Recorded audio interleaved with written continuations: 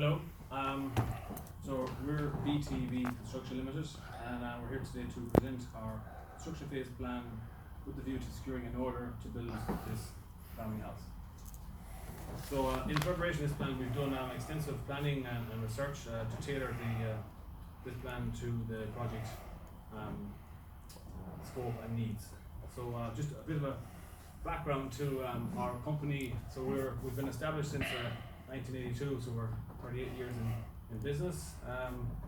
Started off as a house builder back in the 80s, doing extensions up to where we are today, turnover in excess of 80 million. Given our current order book, we'd hope to match that turnover in 2020, and hopefully by securing this project as well, that will help. We're mainly a residential builder, but as in the last couple of years we've started moving into commercial, and we've just completed a similar project in Finchley just before Christmas, and the client was very happy there with us and our performance. And moving on to our safety record, so we never had a fatality. It's one of our strongest credentials. Our safety records and one of our core strengths. We expend much focus and resources to each year to maintain these standards. Some accreditations we have, we've ISO 14001, 9001, we've HAS accreditation, we've received awards from BC on various projects in the past, details of which we can send to you after if you require. That's a little introduction. So the job essentially is a construction of a 4-story office block in family house, a new car park, 180 number spaces with some disabled spaces as well. Construction of a new and removal of existing entrances, removal of contaminants, that means not really uncontaminated ground, and to finish some site clearance and reinstatements. Our team,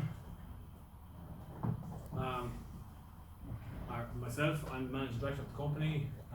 We have Declan, he's a project manager with us, 15 years experience. Dave Evans, he's a company liaison manager. He's been with us for 5 years. We've gone to Gordon then, he's our MEPH manager, 15 years with us as well, vastly experienced. And Kohler, who's our longest serving member, with us 20 years, our health and safety department, and he's basically brought the health and safety department to where it is today, on a fine track record. And we have Jaspel, who's our externals manager, and he's with us for the last 10 years. Again, vastly experienced. So you can see we have a vast amount of experience and a proven track record. So this plan, this is how we're going to run it. So I've just given the introduction. I'm going to talk about the phases now in a second. Declan's going to do the site plan and the location of cabins, storage area, and welfare assessment. Then we're moving on to Gordon, who's going to do the site security, emergency arrangements and procedures. Then on to Jaspel, risk assessment, method statement, and traffic management plan. Then on to Kohler about site signage and site rules, and induction procedure and checklist. Then to Dave on permissions and notifications. I'm going to talk about open day, and then we're back to myself with some questions at the end. So the project, we're going to split it over 3 phases. Phase 1 is going to be enabling works, approximately 6 weeks. In that phase, we're going to put up our temporary welfare, boarding, secure the site, isolate the knotweed and removal of contaminated ground, set up our permanent welfare setup, install the permanent access off Bramley Road, do some site clearance, stone up the car park and material plant holding areas, plus the piling mat and piling itself. It's ready for the main construction works. So this is our phase 2. Phase 2 is obviously the substructure, pile caps, drainage, utility ducting. The superstructure is the main build. It's a steel frame, then the facade, then into internal fit out, and then we finish off with externals. And the final phase is due to there's an existing office block on the site, and there's a car park which has to be maintained throughout the duration of the build. Part of the proposed build is to build a new car park which encompasses the existing car park. So we have to keep that live for the duration of the build, but at the end of the project, we will hand over the main car park and give access via top right there, and then we'll be able to do the last phase in isolation after we've handed over the first part of the car park.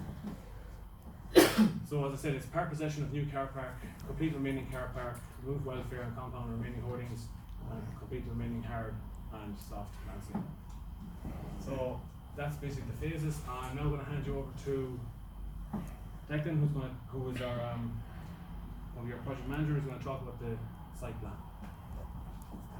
Morning. I'm just going to go through a few bits of the site plan. Brandon Road side is about 100 metres by 100 metres. It's bounded on the south side by Nail Road, which is Langley Road. We've got Old Arch Road there on the east side. We've got Park to the north side, and we've actually a river here, the Langley River on the left hand side there, which is the west side.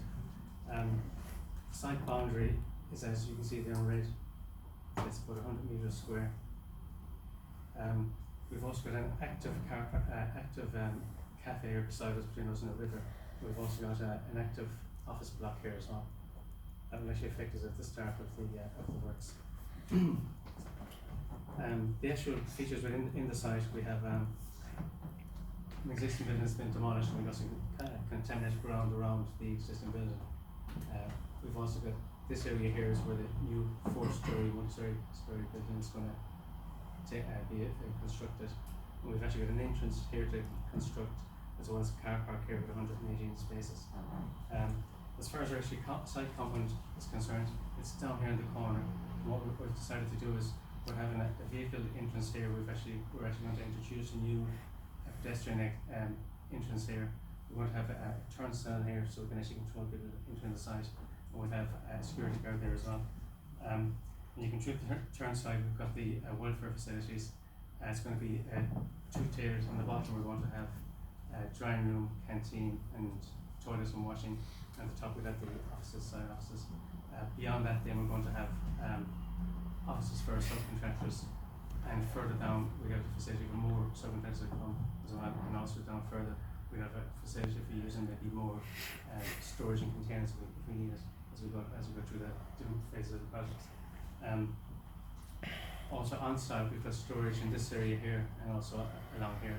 There will be other bits and pieces which will be done as we go through that into the car park with the temporary storage here as well. The entrance to the main work area is going to be here where the building's taking place, and we're going to have a route from the compound here into that area. We will also have a smoking area probably somewhere up here, and for the time being, the only area that you use the mobile phone, and actually just being a compounded area. I'm just going to go through our welfare facilities now as well. So having carried out a welfare assessment, I come up with our welfare setup. We've actually got, on one end we've got the combined toilets and washing. We've got both men's and one for the women as well. We've also got a shower here if someone's going to be cycling into work, have a shower there before they start work. We've got a heated drying room with lockers in it. We've got a separate one for the ladies as well, with benches all around the outside of that. We've also got a heated restroom down this end here. We won't actually have any food preparation, but we aren't too far away from the high street, so we'll need for guys to get food stuff. Here we're going to have actually seating for about 50 people. We've got different facilities. Because we're not doing food preparation, we're going to have kettles, toasters, microwaves, refrigeration, and drinking water. In the actual offices above that, we'll have toilets and the kitchen facilities as well as drinking water. So you can see an example of ones from our previous jobs here. This kind of setup here, the canteen stroke restroom, and the old toilets we like this with we have the old cubicles, washing basins, and the urinals as well. To maintain all this, we'll have a cleaner coming in every day, and she'd stay for he would stay for about 4 hours and clean it off. Yes. I think you want to go ahead. Thank you. Hello everyone. In case you forgot, I'm Gordon Catford, the MEPH manager for BTB. I also have a few other responsibilities within the business, which is site security and emergency arrangements and procedures. So if I start with site security, what we do on here, we have hauled in fully round the perimeter of the project, where we have turnstiles, biometric systems here with a security guard for people coming in and out, and over there we have a gateman or traffic marshal at the gate for deliveries coming in and out of the project. We also have CCTV cameras placed in the corners of the job, because at night we don't have a security guard at the night time. We use a system called Netwatch, which highlights us directly to our phones if someone's in our building, and then we can let the emergency services know. And that's about it for site security. Also, the emergency arrangements and procedures. Well, we'll talk a bit about the arrangements and procedures. There's multiple of emergencies that could happen whilst running a construction site. So we put these procedures in place and arrangements so that if something did happen, we could act fastly and efficiently to help out an injured person or deal with the problem in hand. The best things, the emergency arrangements and procedures for this project, we have fire and smoke plans in place, emergency procedures, evacuation procedures, we have bomb threat and suspect object procedures, external emergency procedures, internal emergency procedures, medical emergency procedures, and environmental emergency procedures, where we have the contact details for the environmental agency local to site if we did need to get them.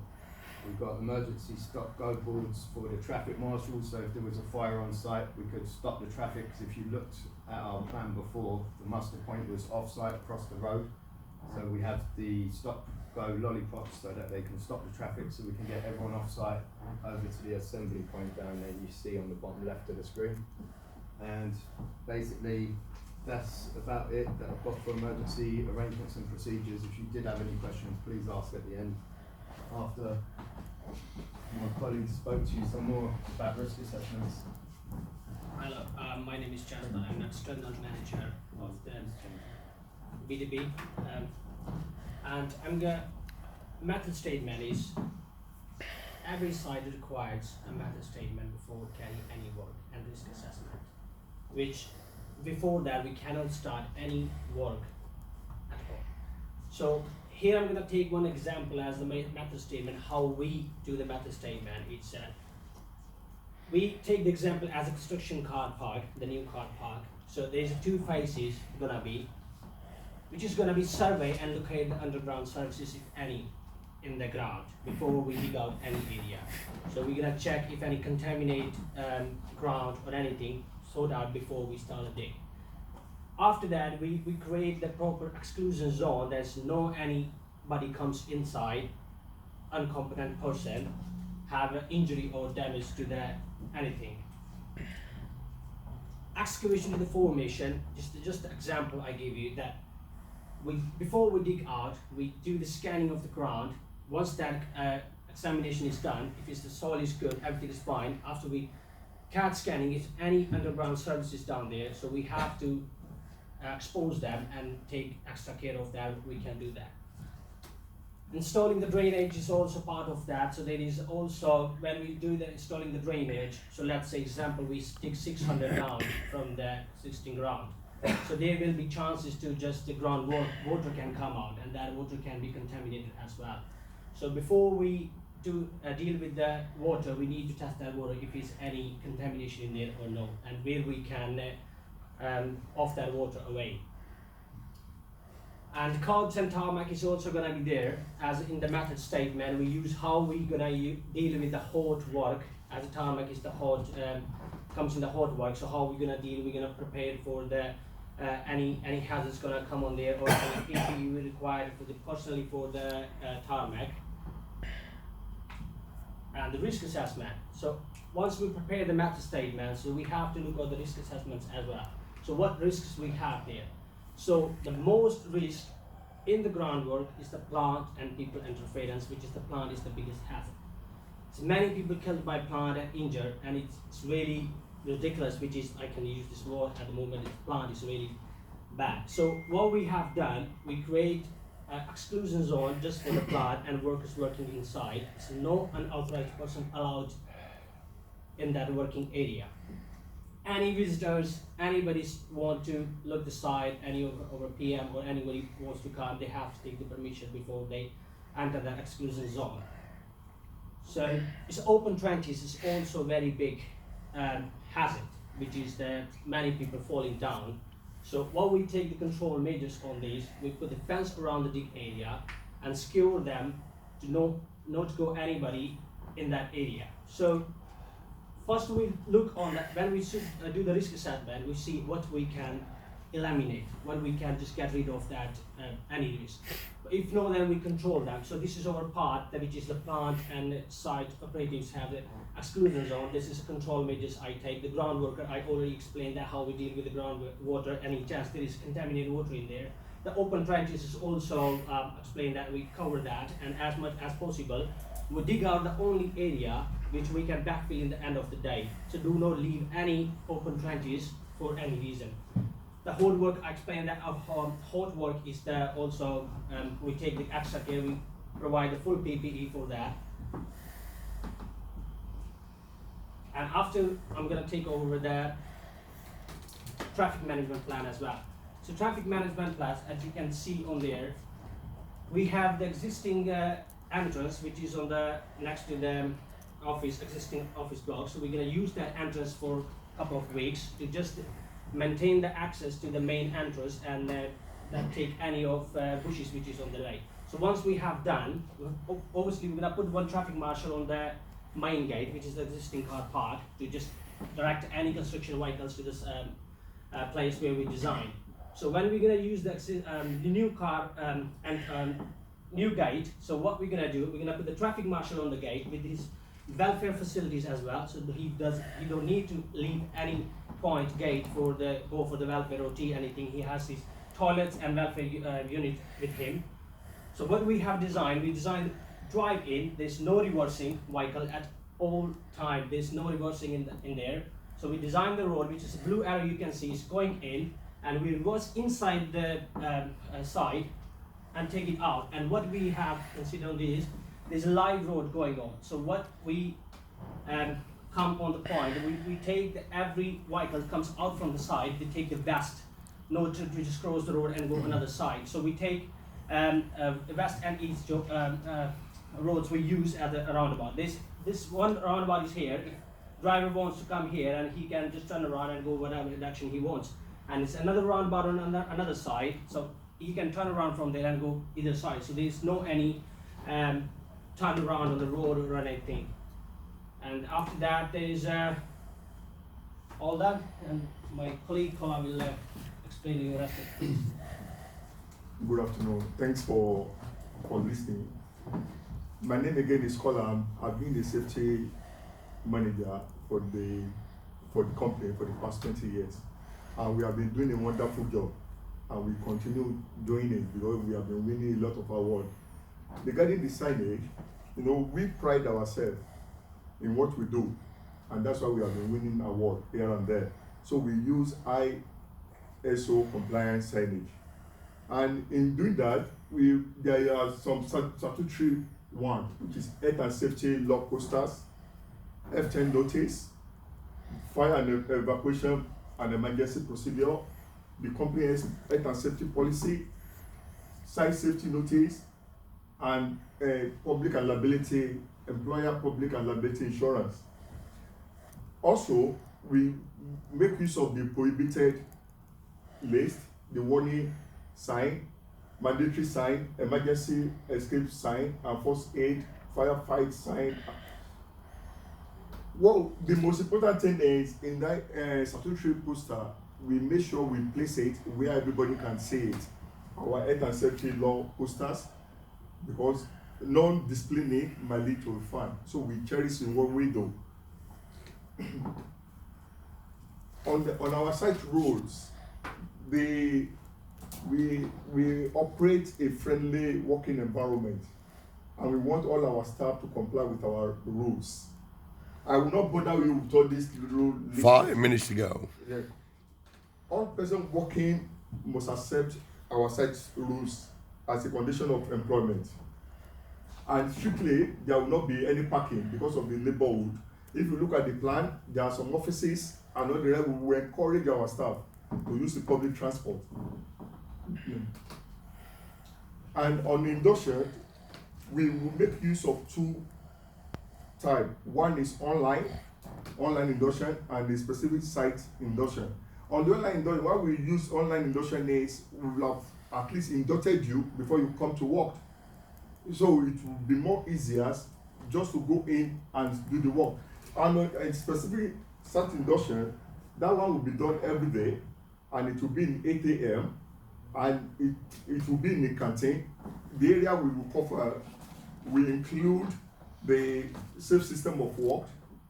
I don't want to be listing because of the time constraint, the PPE issues, the delivery. Because before anybody deliver, they need to book. They need to let us know that they are coming for the delivery. And the way we deal with the asbestos. Then we discuss during the site induction, we label everybody to know the importance of the environmental, how we protect the environmental, and the working at height, and housekeeping and welfare facilities, plus drug and alcohol.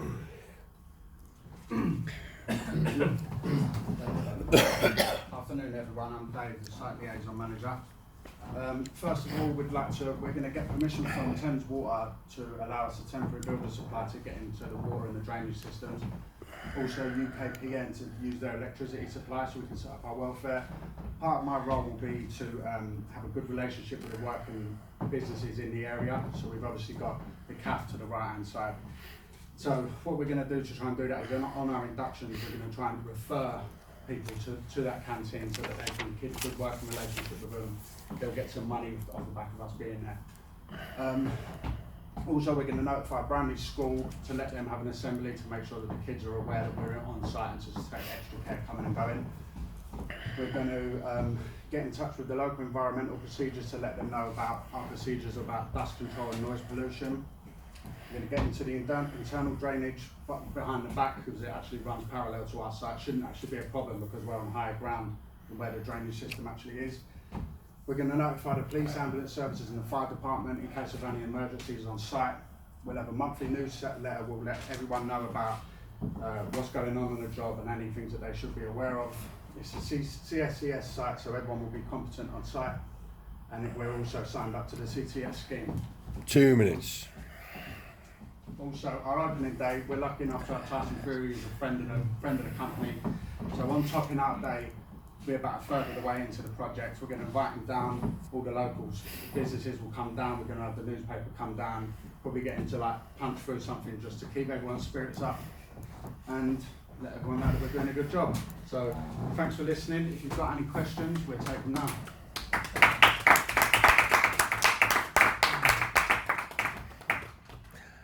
Right, guys, questions from the floor, I've please. got a quick question. You mentioned Japanese knotweed at the beginning. I didn't know we had an issue with that on the site. Where are you getting rid of that? Where? Yeah.